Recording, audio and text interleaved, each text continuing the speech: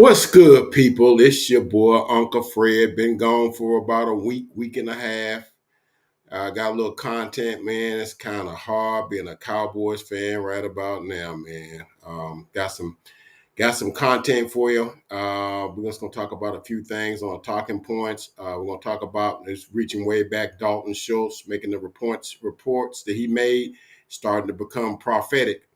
We lost a lot of players, man, in free agency and didn't gain any. We lost about 7 or 8 players. We're going to run down all the players we lost and a handful of players, or not even a handful of players we picked up. And it leaves us to ask the question, are we doing a soft tank, as Mike Fisher might have alluded to? And then we're going to talk about a few other things as this thing just is unraveling on us. We're going to talk about the cap situation. We're going to talk about Dak Prescott versus winning teams, free agents that are left that maybe we can take a look at. And then some good news, man. If there's anything such as good news in the day's climate and the day of the Cowboy fans. A couple of coaches, man, on our staff, man, gets well-deserved promotions. But yeah, we're gonna talk about that plus a whole lot more. Just hang tight.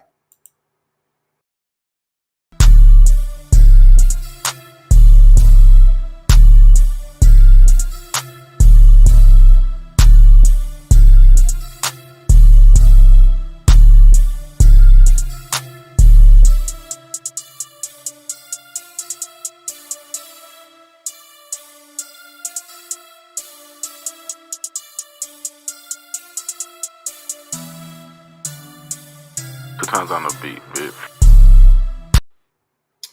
Again, what's good, people? It's your boy Uncle Fred back in the house, back in the saddle. One more again. Kind of spreading these things out a little bit. I'm gonna try to get on a little bit more with more content as the weeks go ahead. But man, I was trying to wait for some good news so I can come on and be like, yeah, we did, and it really didn't get. But we got one nugget of good news. We'll talk about that. But one thing I want to say, if you view the video, please hit that like button because as we starting to find out this thing with YouTube, it points to algorithms. If you watch the video, and I get everybody, if you watch the video, please hit the like. It don't cost you anything. It's just a like. It don't do anything to you. It doesn't charge. As landlord said, don't charge your card or nothing. It's just something to say, because that pushes the algorithm and it'll let other people know that there's cowboy content or whatever that's on this channel, and in this in the YouTube sphere. And let's just go ahead and hit that. But anyway, look, man, and about a week and a half ago, I was gonna come on because I came on about 2 Wednesdays ago, and I was talking about that we may have lost Tyron. Now that's as of Friday night, we did lose him, but it goes back to something I was going to come back the next night and talk to you guys about, but I had some scheduling conflicts and couldn't get back on. But and that was the comments that Dalton Schultz made when he signed his little 3-year, $36 million contract with the Texans. And a lot of people thought he was, cracking back on the Cowboys and had a lot of vitrios for him, but I didn't. I, for one, didn't, because all that dude did was tell you all the truth, and it's becoming prophetic now. Cowboys are a traveling circus, man. I'm sorry.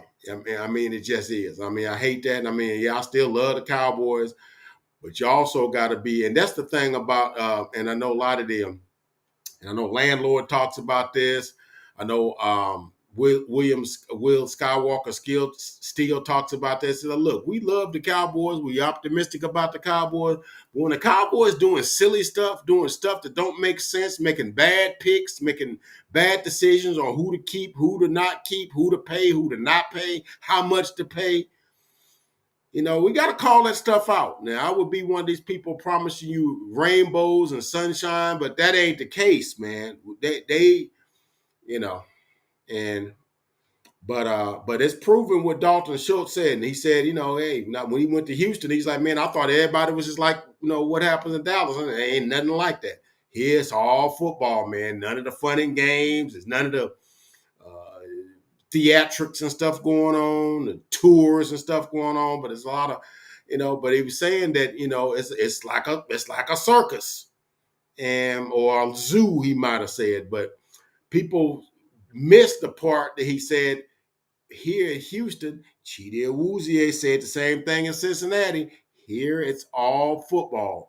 All the concentration is on the football. The football is the main thing, the main component. It's what all the players, all the coaches, they concentrate on that. They ain't got to divide their attentions up among tour groups and marketing campaigns and all this sort of stuff. And then the football gets left behind. There's that. Then you see when we play teams that we seem to be, I don't know, not as prepared as the other team is, it's because they didn't have nothing else on their menu but that game.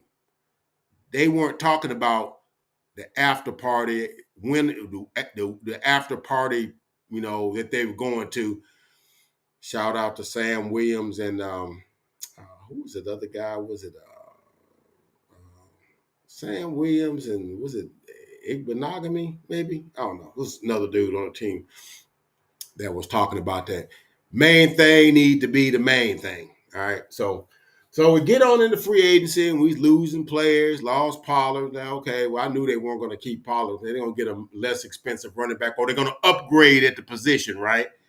And then they had opportunities to get guys, but somehow, was it Zach Moss or was it Devin Singletary? Is one of them that they talked to, and I think, and then they finally signed for like $4 million a year. Too rich for our blood. And I'm like, dude, you can't do $2 million, $4 million for a running back. So, so that was going on. And then you start losing him, and then you lost Tyler Biadasz, which I wasn't upset about because I felt like we were going to address the center position in the draft.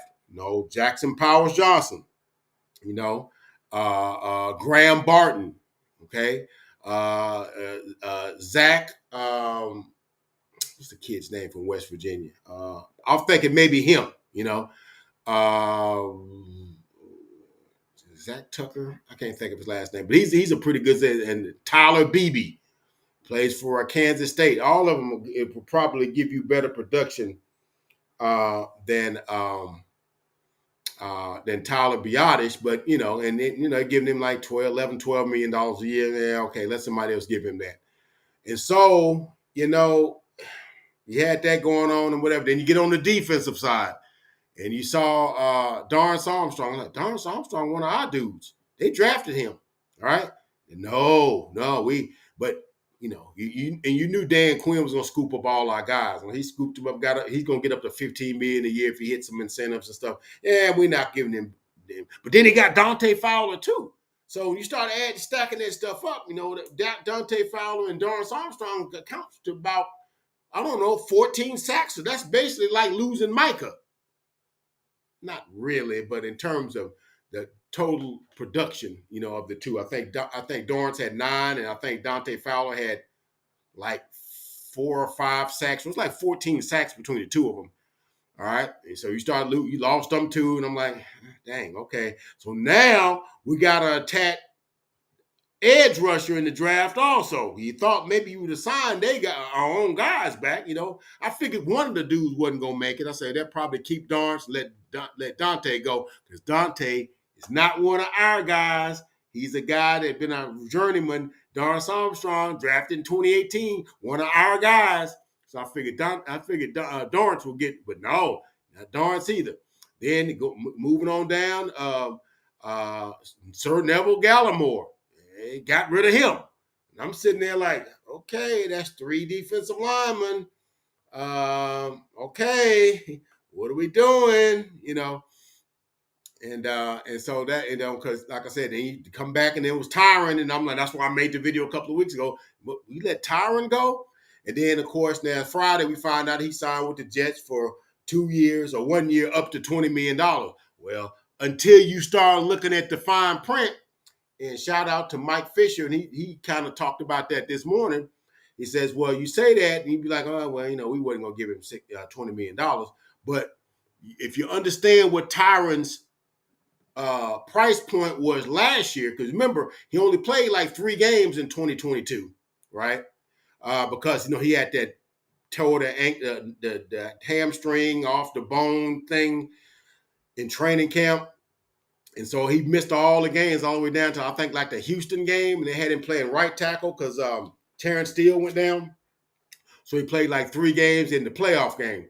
And so they brought him back and they said, okay, your contract going to have to be very incentive laden. So they gave him like $6 million base salary.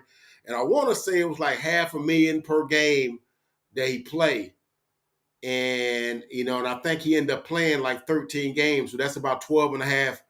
No, that's like $6.5 million. And then he ended up making about 6.5. So it's ended up being about 12 and a half, $13 million in total salary. Okay.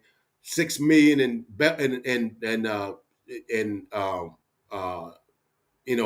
base salary, and then you got incentives based on the games he played. And then we came up with a formula for him. Hey, we just don't let him practice during the week. Go through the walkthroughs, don't let him practice, right?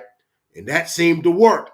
And so the dude had an all-pro season. So hey man, you got to do a little bump. Plus, especially you got $30 million extra to play with, man. You got a salary cap bump. It's $255 million instead of 224. 254, 255 or something like that. You got $30 million that you didn't even know you had, right? So you at least should have gave him a couple of extra $1 million just because you got extra money to spend, you know.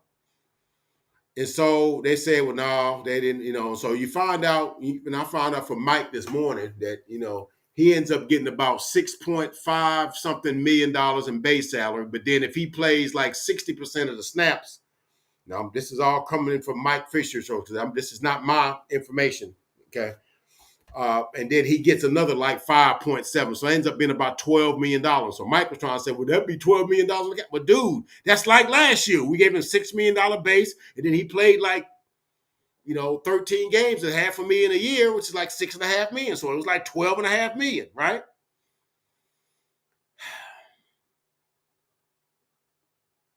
It gets to be up to $20 million if they play like 2-3 playoff games and get to a Super Bowl. It gets to be $20 million. And the dude, if you go to the Super Bowl, you don't mind paying all your players $20 million. You win a daggum Super Bowl. So, no, man, we should have kept Tyron because that changes the whole scope of what you're doing in the draft now. Because you probably was going to draft you a tackle, probably, but now you kind of got to. Now you got 2 holes in the offensive line. You got a center and you got your left tackle, okay, in an all-in year. So now you got to start looking at, Tyler Fatts, or you got to look at that guy. You got to look at, what's the dude's name from Georgia? You got to start looking at that guy. You're gonna have me. I can't think of names. Me and names will come to me in a minute. You gotta start looking at those guys. And then I want Jackson. Powers. That's who I want. Or Graham Barton. Graham Barton would be the most attractive because he can play 2, 3, 4 positions on the offensive line. He can play guard, tackle, and center. Okay. In the meantime, you can go with T.J. Bass or Brock Hoffman. So that's the thing. You can go one of those dudes until you get a guy, and so then you get push comes to shove, you could push Tyler Smith out to tackle, and then you put T.J. Bass in the guard while Graham Barton or whatever other guy gets up to speed or whatever, or whoever you get. If it's Tyler. Fontano, however you pronounce his name, if he's the guy, then you can kind of push Tyler out there and let him play guard until he figures it out. It's things you could do, right? But not signing Tyron back kind of like makes it a little more. Now you can't go for another position at the second round position. You got to still probably go with offensive line. And then by you not signing any of your defensive guys, now defensive line becomes because where are your sacks coming from? Now, the one thing you did do, and if you notice on that, one thing you did do, you did sign Eric Kendricks.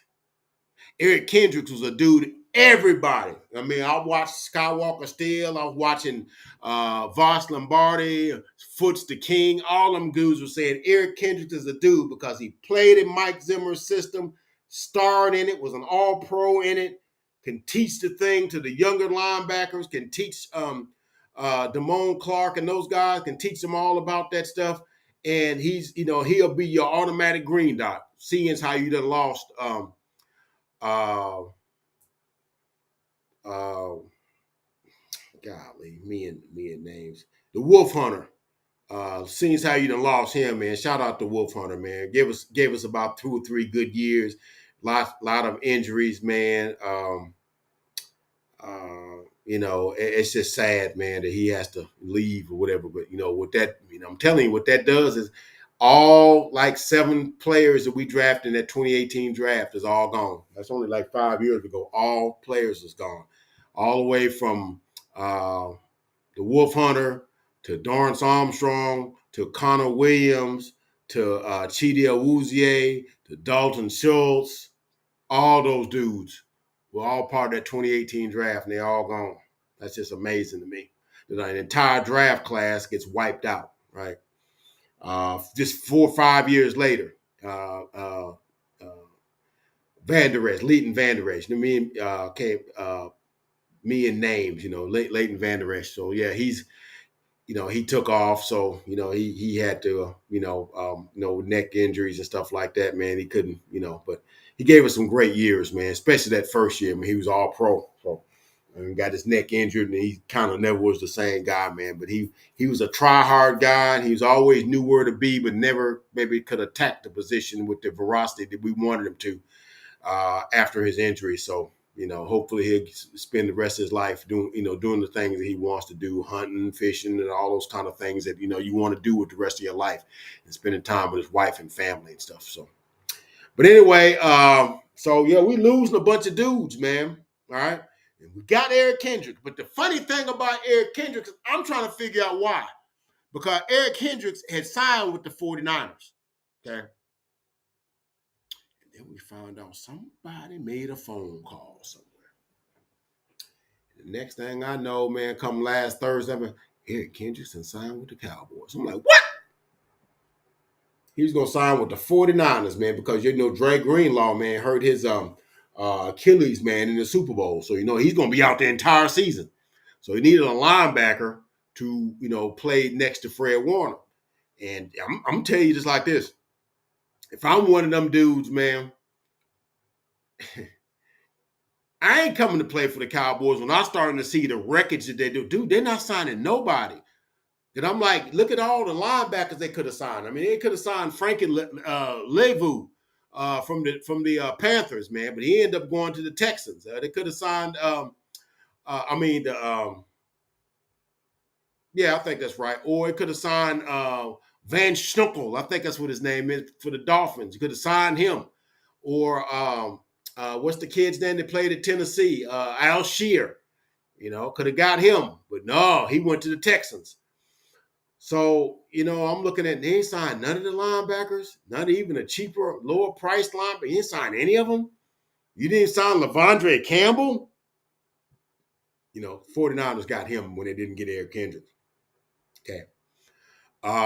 They also got Eric Floyd too, because I think they're losing Armstead. I think they lost him. So, but see, that's what teams do. They lose a guy and they go get a guy.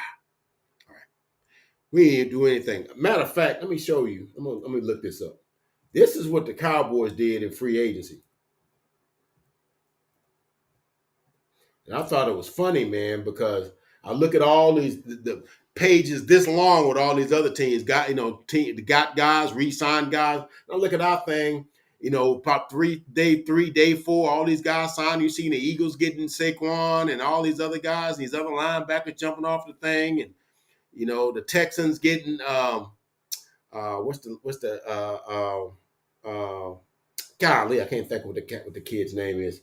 From Minnesota, and I thought he might be a good get, but he was $21 million. Yeah, no, we not getting him.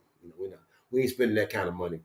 But you see ours, and then we get a notification: Cowboys re-signed Trent Sieg, the long snapper? Really? The long snapper? Are you trolling us? The long snapper? Okay. Anyway, then we re-signed Jordan Lewis, which I was like, I wasn't exactly not happy about that, but here's the thing, and I got that on my thumbnail: Jordan Lewis versus Gilmore. Because here's the thing: Gilmore's the guy I would have signed, but you know how us meaning the Cowboys. If it's a choice between one of our guys and an outside guy, the inside guy always going to, even if he better or not. And I like Jordan Lewis. Jordan Lewis down the stretch played some good football, man. But Jordan Lewis is 5'8". And see, the thing with Jordan Lewis is that he's gonna play inside slot, and you're gonna try to put Deron Bland at one outside corner, and then put Trayvon Diggs at the other outside corner. Problem is, Trayvon Diggs is coming off an ACL tear. I'm not rushing Trayvon Diggs back. We just gave Trayvon Diggs $95 million, man. Ain't nobody trying to rush him back. Okay? Go ahead and sign Gilly. He wants to be there. Sign him for about $5 million. 1 year, $5 million. Let him start. Let him open the season. Bring in Trayvon a little sparingly. Put Jordan back at the slot. Okay? And Deron Bland at the other outside corner. Okay, when about game 4, game 5, make sure he's up to speed. You kind of slowly implement, uh, Trayvon into the mix, because if you start and try to bring him back first, because that's what we like to do. Because we rushed Michael Gallup back, trying to have him back first game. Tried to rush Terrence Steele back first game. Tried to rush Tony Pollard back in the first game. And all of those dudes did not have as good a seasons as they would have had. And I think that you got to kind of let these guys, heal, right? And if we try to, we gave them money, and them guys feel obligated because so Michael Gallup just got a 5-year, like $63 million contract, laying up in the bed with an ACL tear. So he's like, yeah, I got to get back these guys and put, about $18, $19 million in my hand. So, yeah, I got to go get it. Terrence Steele had got an $84 million contract. Who's an undrafted free agent, probably getting $200,000. Oh, man, I got to get ready. I got to go. Yeah, he feel obligated, and that's what they want you to feel. Same thing with Tony Pollard. I'm sitting up there with a torn fibula and a high ankle sprain, laying up on the bed, and they done gave me a $10 million franchise tag. Yeah, let me get going. Yeah, you feel obligated. And none of them dudes had nowhere near as good a season as they had before they got injured. None of them. So what you do, you protect against that. And it's going to cost you $5 million, $5 million. And he wants to come back. And you use that against him because you do it all the time. You're using it against Dak. You use it against all these other guys that want to be Cowboys. You use that against them. So use it against Stephon Gilmore. Say, hey, man, we'll let you come on back. We know he's rehabbing from that shoulder thing where he suffered in the Washington game. But I would have got him because ultimately he will understand the Mike Zimmer system, because he's played in similar systems like that when he was with New England. Okay, and also he's a mentor. He is a mentor to the young corners. Okay, so you want to keep those dudes in there. You don't want to have a bunch of young dudes in a room. You want somebody to be the adult in the room. Gilly is that guy. For 1 year, kind of, spread your little magic around. Let him and Kendricks be the old dudes and on the defense, and kind of get everybody in shape, teach everybody the defense. And then we see what goes, man. But anyway, we start looking at these things, man. And there's something Mike Fisher also said, man. Are we tanking? Because he said something in the video last week. He said, man, they could make some move, but they don't want to. And if you notice, all the contracts been 1-year deals. They're not signing nothing past 1-year deals. So it's like they're trying to put everything in this 1 year. But at least even with that, they're not even signing big-time dudes. They're just signing fill-in guys. And they offer 1-year deals.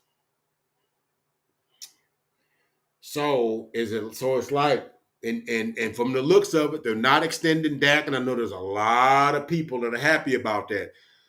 Let me tell you something, man. And I'm not the, all the time the biggest Dak supporter. I know he's a good quarterback. I know he's a quality quarterback. I know he's a decent quarterback, and I know he's a competent quarterback. But is he a top echelon quarterback? No, I don't think he's that. But I don't think you gotta be. All right. If the organization does what they're supposed to do, then a quarterback of Dak's ilk can win. Because a quarterback of Brock Purdy's ilk went to the Super Bowl. But the 49ers are aggressive.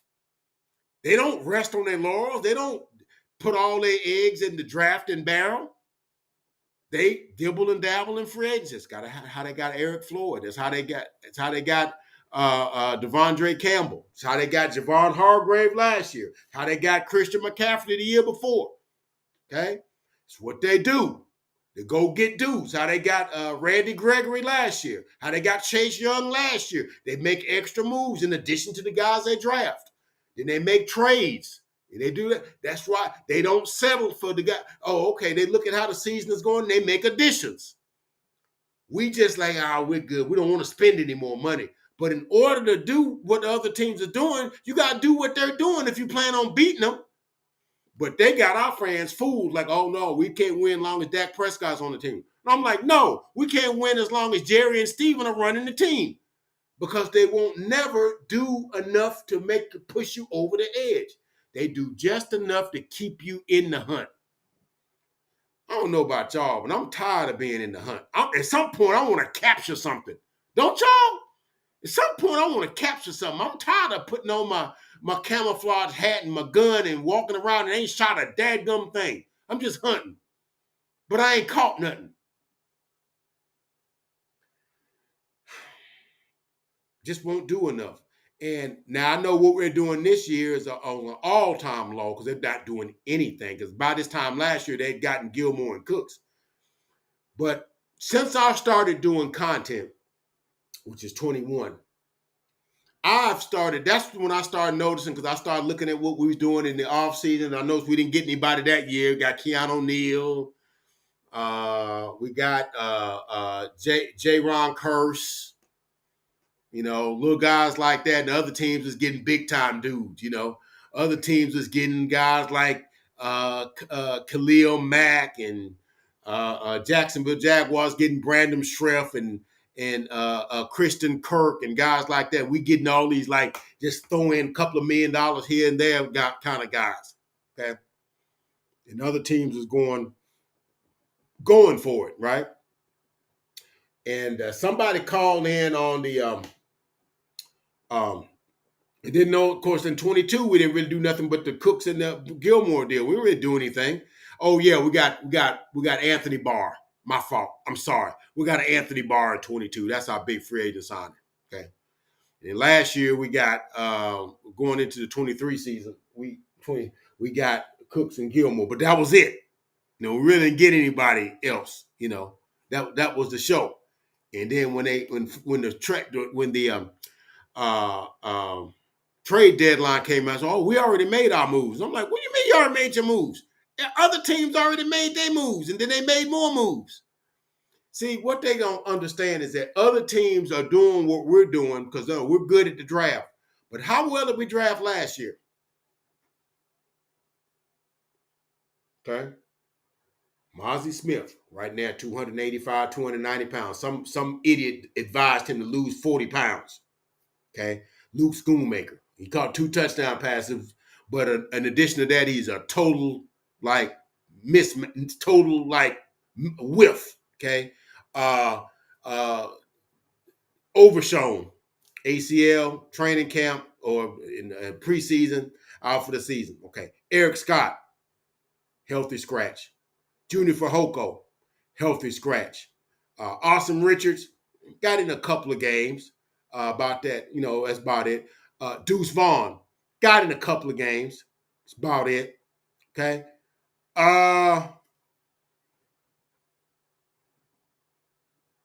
Didn't get anything. Then you go back to last year's draft. We end up with Tyler Smith, Sam Williams, where he had like 5-6 sacks in 22. You ended up with Deron Bland. He had 5 interceptions. You ended up with undrafted free agent Marquise Bell. So you end up with a bunch of good dudes in the 2022 draft, 23 draft. Um, none of the dudes made an impact. So with that being said, that means like, okay, because if you don't do anything in the free agency, that means you missed an entire cycle on impact players. You didn't get any impact players for a whole season. You got no impact players. So why would you think I can go to the free agency and not get anybody when your draft didn't net you anybody? Now I know at some point maybe Junior Fehoko does something. Maybe Eric Scott does something, but you got no contributions from them. And most of them are healthy scratch. Be honest with you, you got more from your undrafted free agent, UDFAs, TJ Bass, Hunter Lipke, and this John Stevens Jr. was going to be a stud, but he got hurt in the Seahawks game too. And that's the other thing. Cowboys, and this is something I was listening to, and that's something that Landlord pointed out too, and Henny DeMoore too, another Cowboy content creator. We seem to be, bent on getting our guys from the draft and UDFAs. Like there was said that we got a whole docket of the guys that who didn't get drafted, and we got it's almost like it's the real draft. It's like the real draft.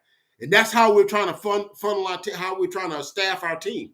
Now look at the guys that we just lost. I got them listed up on the thumbnail in case you don't see them. Okay. On offense, Tyler Biadasz, Tony Pollard, and Tyron Smith.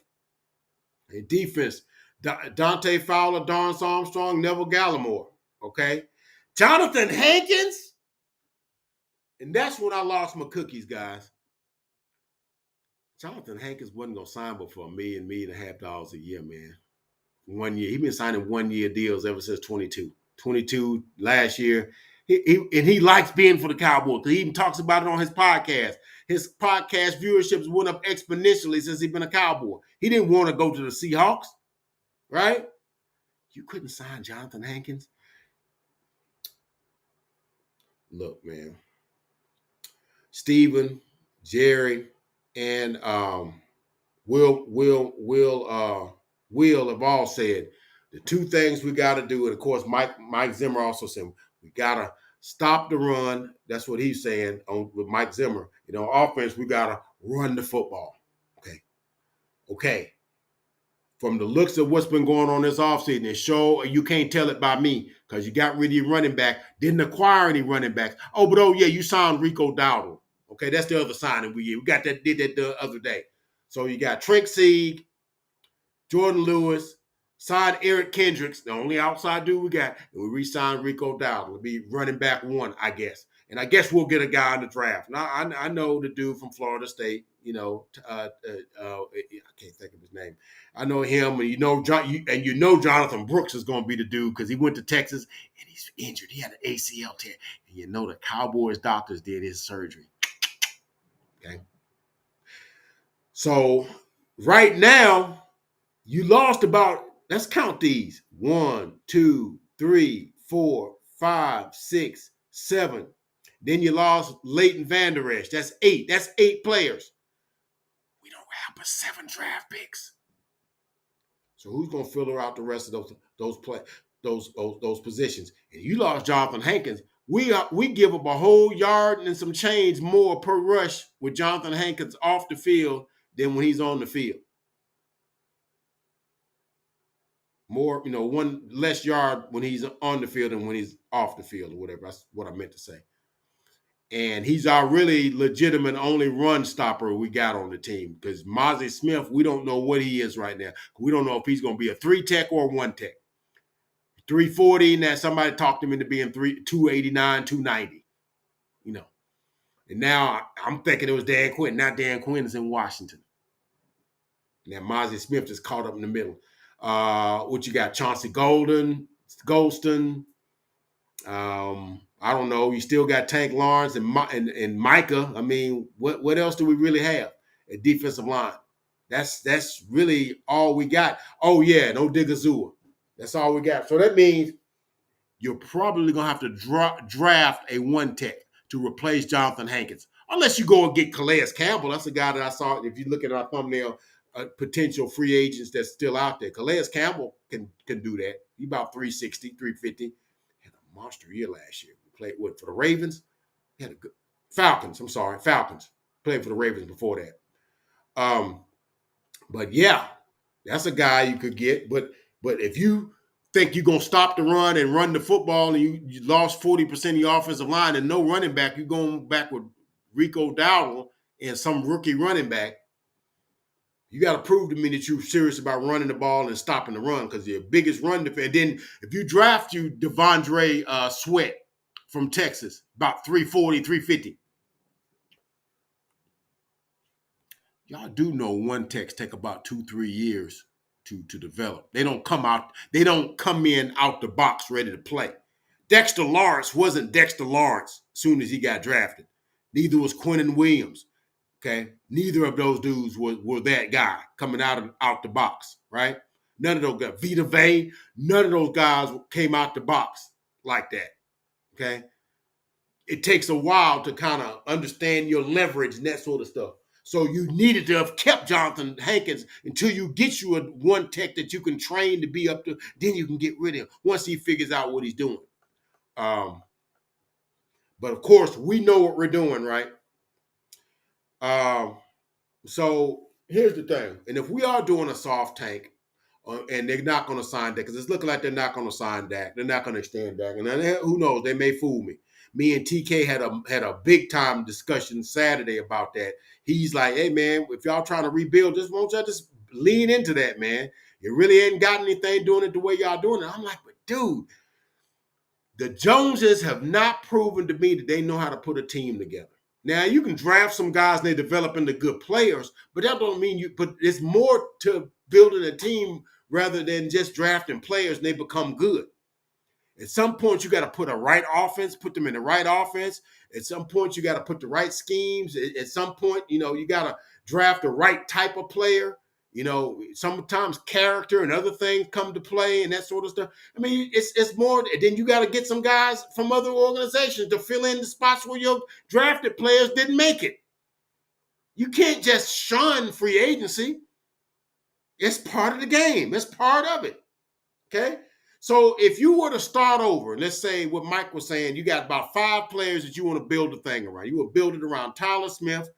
You want to build it around Zach Martin's probably going to be gone next year. Tank Lawrence going to be gone next year. You're going to build it around Tyler Smith. You're going to build it around Micah Parsons. You're going to build it around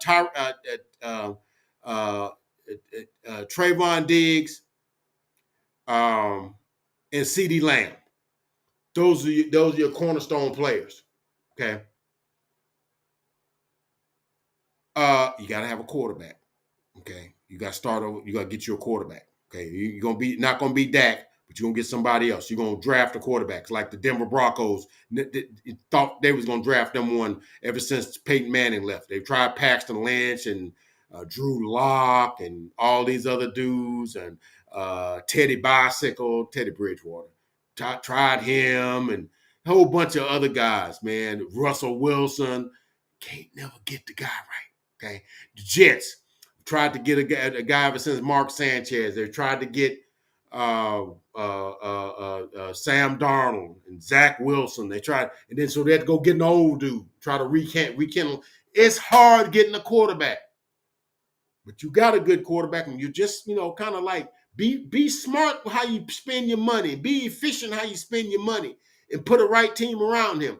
You could probably work it, but everybody's not gonna come out the box like Patrick Mahomes. You're not gonna get a Patrick Mahomes. That's a once in a generation player. You're not getting another one of those dudes.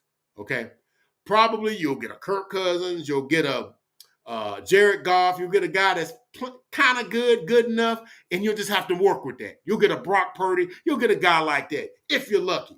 And that's what you'll have to do. But then you'll have to get you a guy like Kyle Shanahan that can scheme, a guy like Ben Johnson that can scheme. Even if you got a guy like Patrick Mahomes, you got to have you an Andy Reid. that can scheme, you know. But, but do you trust, like I was trying to tell TK, you trust them to build a team from scratch? Really? Because you can't build a team from scratch out the draft solely. You got to spend some money on free agents. You got to be shrewd with the draft. You see how the Vikings this week just did some finagling and moved up in the draft and got them 2 first-round picks? Show me the first time the Cowboys did some smooth things in the draft and got them extra draft picks. I'll wait. Because they're not smart like that. Especially when it comes to draft. We get taken on drafts. Okay? We'll overpay for what's the kid we got from the 49ers? We gave up a 4th-round pick for him. A 4th-round pick we could sure use in about a month. Trey Lance. And we only got a 5th-round pick for Amari Cooper. Meanwhile, Jerry Jeudy got like a 3rd-round pick who ain't done jack in the league. Cleveland Browns also gave him a 3-year, $51 million contract too. But, that's neither here nor there. But we've not proven nowhere where we're smart enough in our front office to build a team. And let's just be honest, in the last 20 years, we kind of lucked upon 2 quarterbacks. These weren't the quarterbacks we drafted, or to be starting quarterbacks. They stumbled across Tony Romo.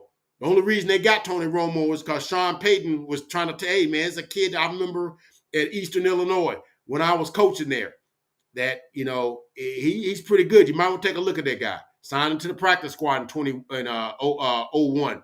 And was on there for like 2 years and finally got to start in like 05, 06. Was like a 9-10 year starter. Put up a ton of records. I think he's got like 240 some odd touchdown passes. He's a career leader in touchdown passes. But he wasn't somebody that we identified. We identified, Chad Hutchinson, Quincy Carter, Drew Henson, all them dudes. Drew Bledsoe, got him off the scrap heap. None of those guys were good quarterbacks for us. Tony Romo was a guy who wasn't even drafted. We had to do, right? So it's not like we got for picking quarterbacks. And then Dak Prescott was a guy only because, one good thing that Jason Garrett did, he worked with him at the Senior Bowl in like 2016. Hey man, that kid got a pretty good handle on the offense, man. Good kid, good head on the shoulders. Yeah, we can take a look at him, even though they wanted Paxton Lynch and they wanted Connor Cook. But they ended up with him, ended up being the starting quarterback before the end of the season and led him to a 13-3 record. Now, it's amazing how people just want to throw that away and just run that with some random dude that can do what he was able to do, but whatever. And I'm not saying he's the greatest quarterback ever. But here's the thing about Dak. Everybody's got this thing about, Dak, man, he can't win against good teams. If you listen to the Colin Cowherd shtick, and Dak's, 22-25 against winning teams? Shout out to landlord. Like I said, and listen, I want y'all to listen, listen to stay off the 4 and 3 letter networks because they give you surface level data. They don't never dig beneath the surface. Okay. They give you the real stats. Colin Cowherd said, we never beat good teams. You know what the deal is? None of the quarterbacks beat good teams. They're all around 500 or maybe just below. You don't believe me? Let's take a look. Dak's 22-25. Josh Allen is 14-17.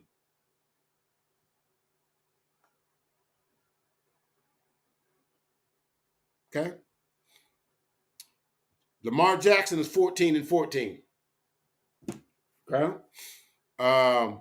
Aaron Rodgers, one of the greatest throwers of the football ever, 41-44. Won a Super Bowl though. Kirk Cousins, 14-43. That dude just signed a 4-year, $180 million contract. 14-43 against winning teams.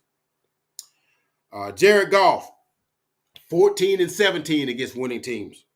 Matthew Stafford, 11-72. He got a Super Bowl win though, right? Oh yeah, he's better than that. 11-72. Baker Mayfield, 7-21. Yeah, but you'd rather have him than Dak, right? I heard some people on the chat talking that crazy stuff. 7-21. Um, Derek Carr, 14-45. Okay. Matt Ryan, 33-63. He played like 100 games, so he 33-63. Justin Herbert, I know he's like the new it guy, right? 7-14. Okay. Kyler Murray, 3-11. Two of them was against us. One of them, because I know we won a winning team in 2020. We won a winning team. We're a winning team in 2021 when they beat us. So yeah, I know one of them was against us. Okay. And I think they beat the Rams one year as a winning team. I think I remember that game. But yeah, Dak's 22-25 don't really look so bad now when it's stacking up against these other teams because that's the narrative. He don't be good, but none of them really are outstanding against winning teams. They're usually kind of middle against winning teams. Maybe at 500, maybe a game over, maybe a game or two under. If you just break even, usually pretty good. Dak's 22-25. About good as some of these other guys. But anyway, man. So that's how he stacks up against all those other guys, right? So we talked about that. We talked about, and so this salary cap thing. And so what the Cowboys are really doing, they're just not really, because what they really could do, they could go in, they could extend, they can go ahead and give CeeDee Lamb his contract, and they'll free up about $13 million. Give him like a 4-year, $120 million contract, roughly about $30 million a year. Give him about, like an 80, 85, $90 million signing bonus or whatever. Money at signing and whatnot, and then the rest of that contract is averaged out over the next 4 years, right? That's make his salary cap amicable. That's how you do that, right? And go ahead and you can kind of mess with Trayvon Diggs' money a little bit, maybe Terrence Steele's money a little bit, and then you could probably get about like $35-40 million. You can go do some things, right? Get you a couple of free agents, get you a couple of things. Maybe could have signed a couple of those guys back. Could have signed Tyron. Could have did some of that other stuff, right? It could have had you a good team going into the 2024 season, right? But here's the thing. You don't want to, because people was talking about, we can kind of do it with Tank and do it with, Zach did his too to give him like a little bit of breathing room. And Dak just did his a little bit for his roster bonus. I think it's like $4 million. So we got $4 million of cap money because they've not touched any of the others. Now, the reason they're not touching it, I kind of agree with them to a point, is because every time you restructure somebody's contract, you add voidable years on the end of the contract, which ends up being dead cap money at the end of the season. The next season after they're gone, because we still had to pay Zeke Elliott last year $6 million. We're going to have to pay Tyron Smith $6 million this year, even though he's not there. That's why I'm saying we're going to be paying dead money for him anyway. Maxwell just kept him. Calm down. But you kind of want to, if you want to do restructures, you kind of want to do it on guys you expect to be with you 8, 10 plus years. Trayvon Diggs is going to be here multiple years. Okay. When CeeDee Lamb, gets signed, he's going to be here 10 years, 12 years, 13 years, whatever. And Terrence Steele, provided he don't fall completely off the bus because he didn't have a good season this past year. Hey, man, he just signed his deal this past year. So he's got a lot of years left on. You can kind of do some manipulating with that because he's going to be here. You don't want to do it with aging players because you end up with voidable years and dead cap money at the end of the season. Season long after they're gone. Okay? So that's why you can't have all of that money. So I kind of see why they're doing some of that. But, dude, go on to sign CeeDee Lamb. Don't let Justin Jefferson set the market. You go on and sign him and let them work off of that. That way we can get our business done. But anyway, so I don't know, man. Cowboys are doing what they're doing. The Joneses aren't doing anything. They're not doing anything. They're going to make it seem as though Dak, they say, okay, Dak, you want all this money, you want $60 million. Look, I'll be honest with you. I don't want Dak to make $60 million. That's just a lot of money, even though I know as the salary cap goes up, it went up $30 million this year. It might go up $15-20 million next year. So $60 million is going to be the going rate for the next guy quarterback, right?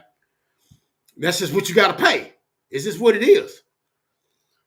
But damn, that seems like a lot of money, man. It just really does.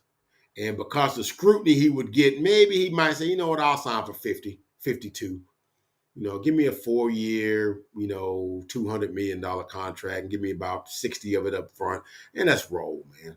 Let's just see if we can get this thing done. And then the money that we save, let's get some more guys, man. And let's just go. All right.